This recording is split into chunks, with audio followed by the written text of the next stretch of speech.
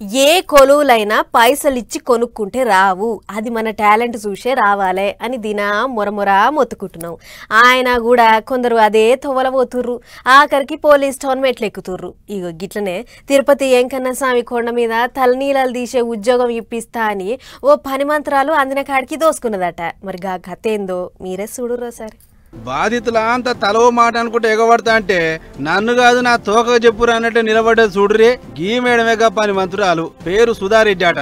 అయితే లాయర్ గా మస్తు ఫేమస్ అని చెప్పుకునే ఈ మేడం అటు మంగళగిరిలో ఓ ఆఫీస్ కో లాంచిందట. ఓ దిక్కు లాయర్ కొలు ఎలగబెట్టుకుంటేనే ఇంకో దిక్కు మస్తు మధ్య నమ్మకం కలిగించిందట.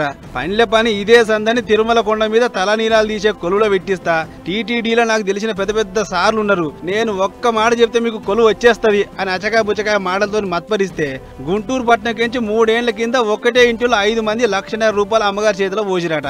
అట్లా ఒకరువా ఇద్దరువా ఏపీ అంతటికించి 200 మంది అమ్మగారు నమ్మి పైసలు పోసిర్రు. ఇక అప్పటి సంధి ఏమాయా మేడం మా కొలువు అని అడుగుతుంటే రేపు మా పని బొంకిందట కానీ పనులు అయితే పెట్టలే. గట్టి కడితే పాత సర్కారు ఏలువడిలో రాలే కాబట్టి కొలువులు లేవు. అట్లని మీరు ఇచ్చిన పైసలు చూస్తే మొత్తం ఇయ్యలేను, సగం డబ్బులు ఇస్తాని ఆ పైసలు చూస్తే ఏళ్ళకి ఇవ్వకుంటే అట్లే జరుపుకుంటూ వస్తుందట. ఇక ఇట్లయితే కాదని మేడం గారి బాధితులంతా ఆఫీస్ మీద ఎగబట్టరు. నమ్మిన అనబోస్తే పుచ్చి బుర్రలు అయినట్లు కొలువులో పెట్టిస్తామని నమ్మితే మా కొంప కొల్లేరు చేసినావు కదమ్మా, నువ్వు వద్దు నీ కథొద్దు, మా పైసలు మాకు వారేరని చుట్టుముట్టిరు. దీంతో ఏం చేయాలో తోసగా అందరినీ డబ్బుల్ని సెటిల్ చేస్తా పోయింట్ అని బదిలాడిందట మేడం.